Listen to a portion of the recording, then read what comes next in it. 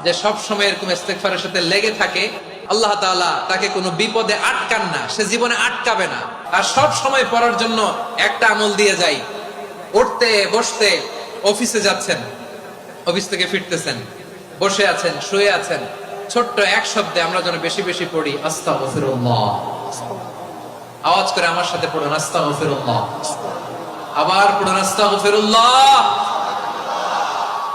আল্লাহ রাসূল সাল্লাল্লাহু আলাইহি ওয়াসাল্লাম বলেন, মান লাজিমাল ইস্তিগফার, যে সব সময় এরকম ইস্তিগফারের সাথে লেগে থাকে, জাআলাল্লাহু লাহু মিন কুল্লি যিকিন মাখরাজা, আল্লাহ তাআলা তাকে কোনো বিপদে আটকান না, সে জীবনে আটকাবে না। যে কোনো বিপদে আল্লাহ তার রাস্তা বের করে দিবেন, way out, you will get a way out and solution. সুবহানাল্লাহ।